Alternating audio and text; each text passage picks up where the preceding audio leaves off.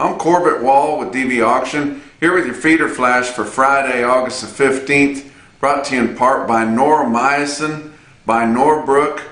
Noromycin 300 LA is the only broad-spectrum 300 milligram per milliliter oxytetracycline on the market. Treat 33% more.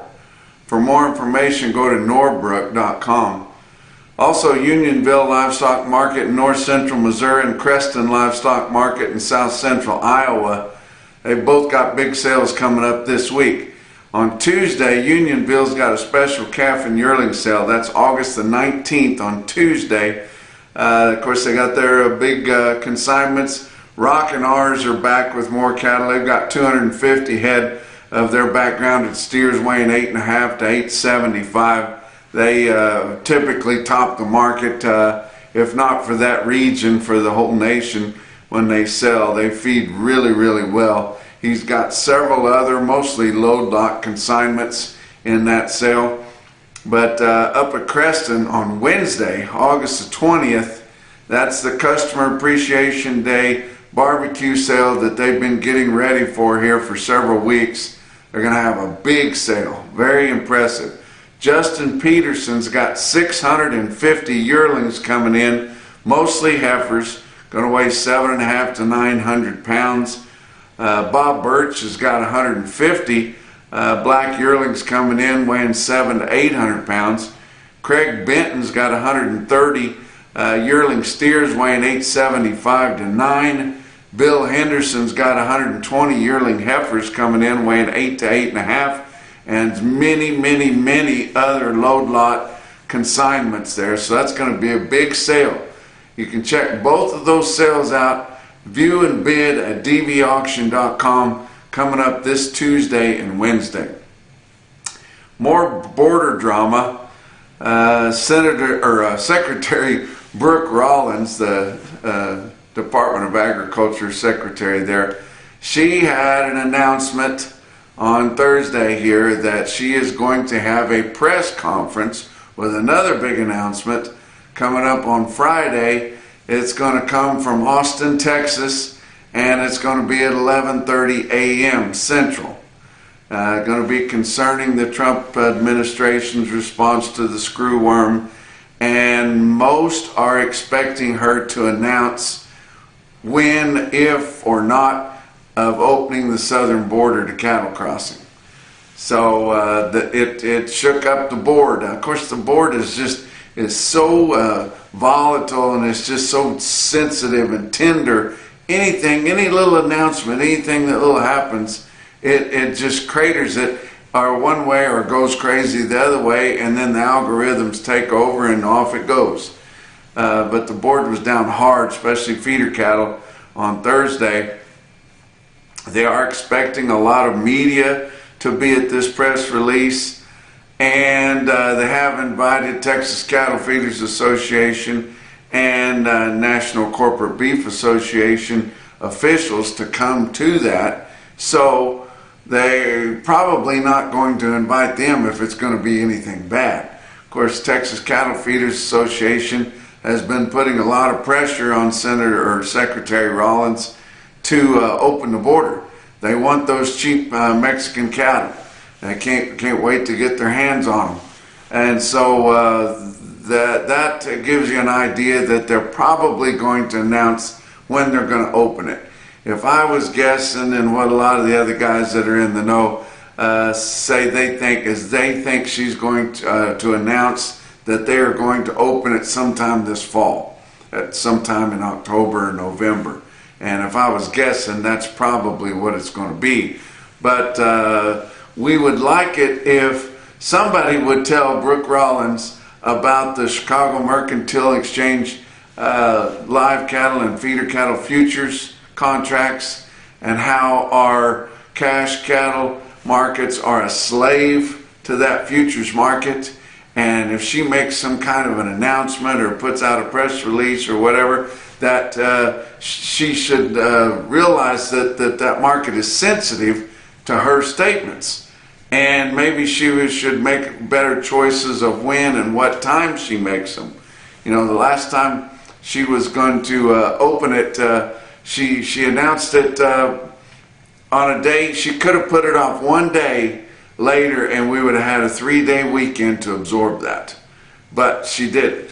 And this time, she put out the release, or the statement, that she was going to have the press conference early in the day. Of course, the board reacted hard to it. And then now, sure enough, she's going to have that press conference at 11:30 a.m.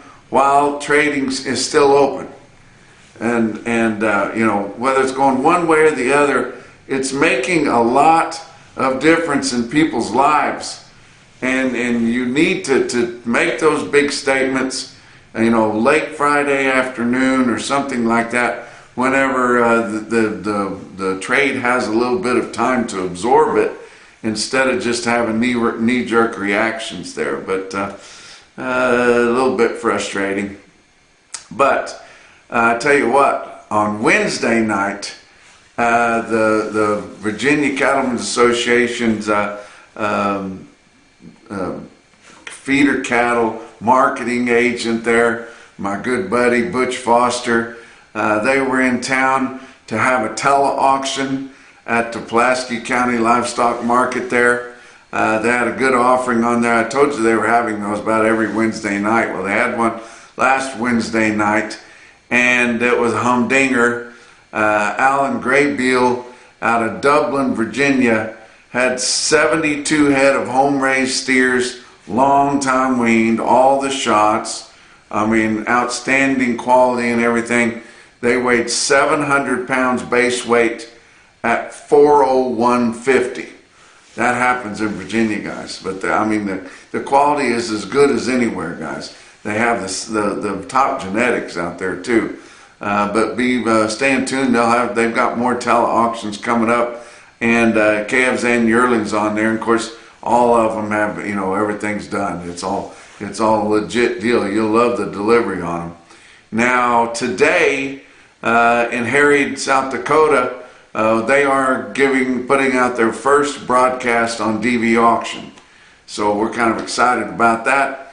They're going to have weigh-ups at 8, feeder cattle at 9. They've got 2,000 yearlings coming right off the grass there.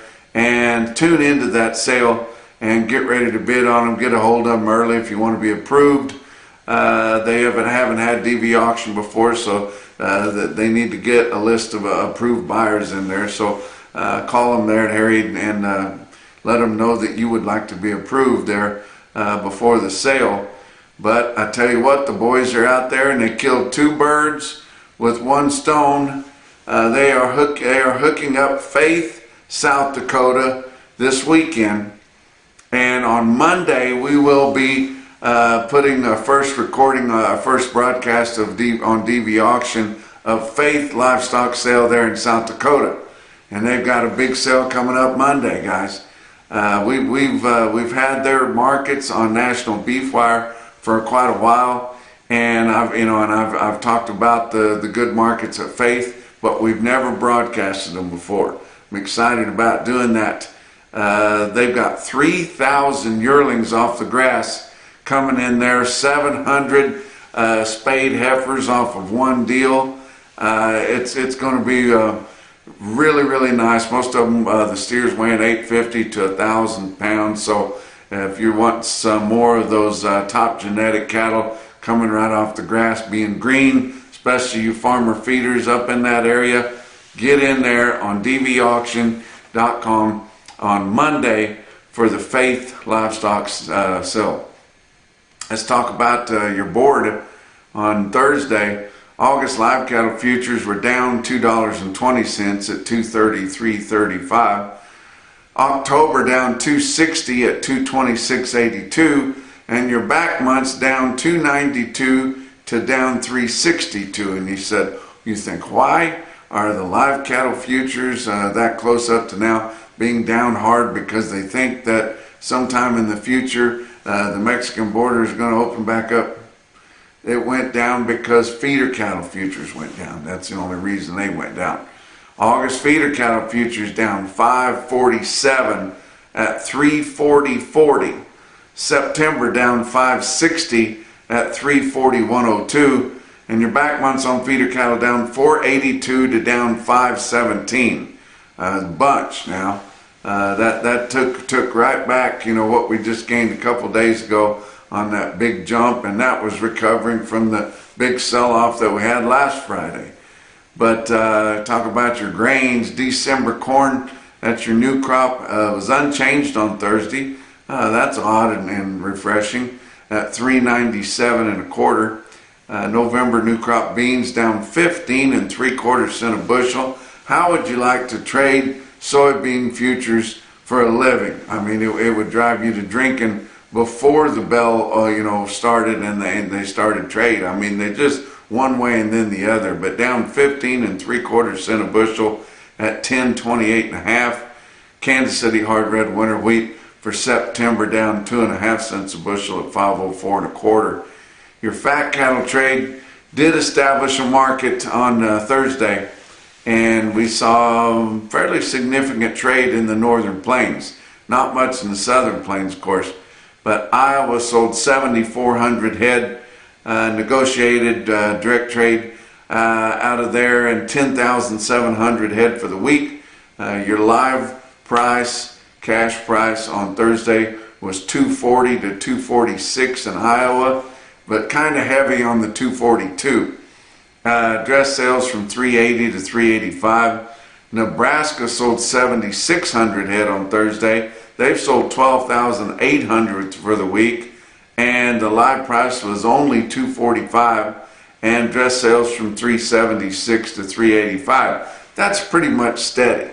So, you know, hasn't really been a market mover one way or the other. Packers still need the cattle. There's still some bearishness swirling both on the board and just out in people's moods. They think maybe this thing is topped out, but until it shows me that it's topped out, I'm not going to say it's topped out, because people are still pouring all over the feeder cattle in these sale barns. But Kansas sold 300 head on Thursday. They've sold 1,300 this week. They only had a dress price in Kansas of 380. Texas hasn't sold a hoof yet. Did have an auction. Kelowna sales barn in Kelowna, Iowa had 650 head for their slaughter cattle auction. The choice steers sold 4 to 4 1/4 higher. Conventional fed cattle there in Kelowna sell from 242 to 256.50. They didn't break out any of the program cattle there. It must not have had enough to make a difference there. But they sold high dressing cows for slaughter in Kelowna, Iowa, up to 209. They had farmer feeders there buying the lighter and thinner feeder cows to take those back to feed, put pounds on them. These feeder cattle are so high, you know, maybe get some of those cows and feed that corn to them and silage or whatever they got. The feeder cows sold up to 228, and they had high dressing slaughter bulls up to 250. That's unbelievable, guys. Box beef cutout values were mixed, but the choice was up quite a bit, up 330 at 393.79. Selects were down 108 at 366.88. Slaughter is keeping up with recent weeks, but still way behind year ago figures. Through the first four days of the week, estimated cattle slaughter 446,000. That's 1,000 less than this point last week, 31,000 less than this point a year ago. Talk about what else is going on. Livestock Risk Services.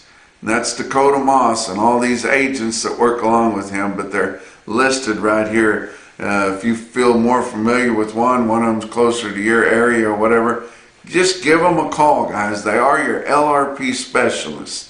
It doesn't cost anything to get them on the phone, tell them about your situation, tell them about how you're a little bit nervous about the market falling out of bed here, and you would like to put some price protection on your cattle, and what it's going to cost, how much the federal government will kick in to pay for that premium, and just where you're going to be.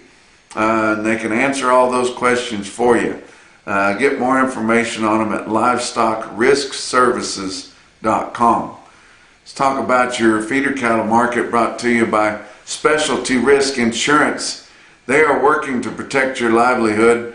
Your real-time index based on an 800-pound cash auction steer through the mid part of the country there, late after your Thursday sales had all concluded, was sitting at 345.02, down just 12 cents a hundred. 12 cents a hundred when your feeder cattle futures were down $5.50 a hundred. But just a little bit of slip in the market, basically steady there really. But last time your CME cash feeder cattle index, it had taken a pretty good jump up to 346.01. Talk about or actually I'll tell you, I'm going to be in Mississippi. I've got 2 speaking engagements in Mississippi on Monday. Got one at the sale barn in Meridian, Mississippi. I've got another one over there close to a big vet shack there, and I'm actually going out to Orange Beach there, and I'm going to be hanging out with some of my Mississippi friends there. It's my birthday weekend this weekend, so kind of excited about going down there. And one of my daughters is actually going to be down there at a bachelorette party for her roommate, her best friend. So I'm excited about going down there and seeing her there. So looking forward to this weekend. But your big sales on Thursday. Farmers and Ranchers Livestock in Salina, Kansas had a little over 2,000 head of cattle there. It was mostly feeder steers, most of them coming in right in off the Flint Hills there. And remember just last week, that outstanding sale that they had that big special. But even compared to that, your steers on Thursday went from $7.50 to $8.50, sold $1 to $2 higher, and the $8.50 to 950 pound steers sold $5 to $6 higher. The other classes they had not enough to really test the market, but it was your Superior Steel Sales, home of Superior Standard Livestock Equipment, stick out sale of the day. You look at this automated market report through Cattle Market Central, and you can see the best tested weights are in the heavier end. They had 139 6-weight steers, averaged 658 at 381.78. 229 head of the 7-weight steers, averaged 757 at 356.98. There were 351 head of the 8-weight steers, averaged 854 pounds at 340.23, and 516 head of 9-weight grass steers there in Salina, averaged 929 at 330.67. Look at some of the heifers. Had 176 head of 6-weight heifers, averaged 647 at 370.40, and 252 head of 7-weight heifers, averaged 741 at 347.61. Give you some individual quotes from all over. How about Paris Stockyards in Paris, Kentucky? They had a load of heifers in there. 85 of them weighed 603 and bring 383.10. Paris, Kentucky, guys. Big time quote. How about Orland Livestock Commission Yard in Orland, California? I was out there, but I wasn't quite that far west. 95 head of steers weighed 651 in Orland, California. Bring 396.50. They're high out there, guys. How about El Dorado, Kansas? El Dorado Livestock Auction sells 66 steers weighed just 529 at 451. Thought that was kind of impressive. And then 3 state stockyards up in Falls City, Nebraska. My friend Barry Bowes told me about them. We had them a couple weeks ago. It was the Reschke steers out of Hiawatha, Kansas. And this week he had 52 head, weighed 845 at 350. Basically the same load of cattle that he sold 2 weeks ago, and they sold $3.65 higher. So that was interesting. But the most impressive quotes that I seen anywhere on Thursday, and your Macrocin, no BS, top quote for the day, is out of Fairview, Illinois, at Fairview Sale Barn.